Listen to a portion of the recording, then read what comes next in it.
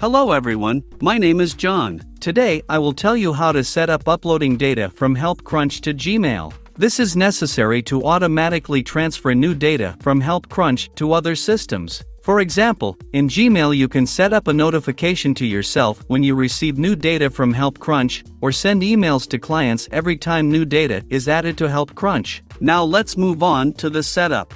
First, you need to create a new connection. Select Helpcrunch as the data source system.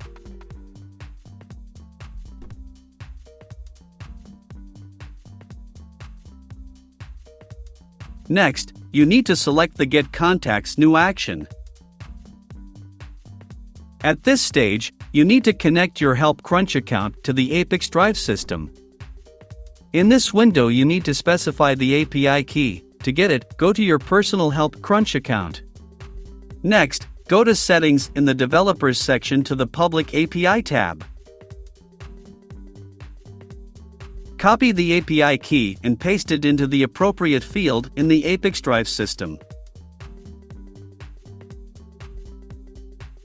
When the required field is filled in, click Continue. When the connected account is displayed in the list, select it and click Continue. There are no additional settings for the Helpcrunch data source, so just click Continue. At this stage you can set up a data filter. In this case there is no need for this, so just click Continue. Next we see the test data that was just generated. If there is no data at this stage, try following the steps described earlier. If everything suits you, click Continue. This completes the configuration of the Helpcrunch data source. Now you need to move on to setting up data reception. Select Gmail as the data receiving system.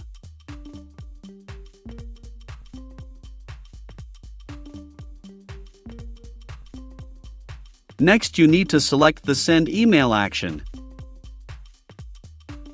At this stage, you need to connect your Gmail account to the ApiX-Drive service. Enter your username and password.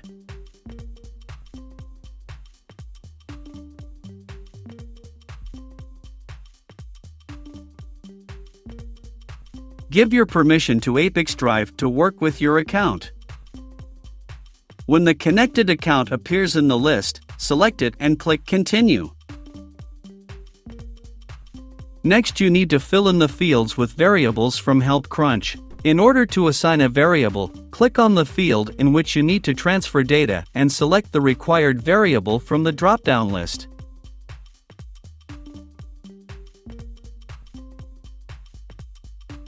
Please note that you can not only add variables, but also enter values manually.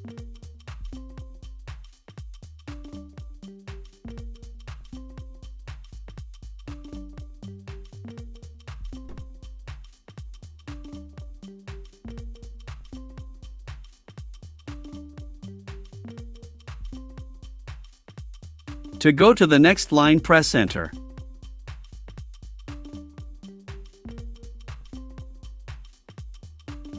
When all the necessary data is assigned, click Edit and Continue. At this stage, we see the test data that will be sent to Gmail. In order to check the correctness of the settings, click Send Test Data to Gmail. Go to your Gmail account and check the result. If you are satisfied with everything, return to the ApiX-Drive service and continue setting up. At this point, the data reception setup has been successfully completed. Now you need to enable auto-update. Select the communication activation interval, for example, once every 5 minutes. That's all. I wish you successful integration settings and good luck.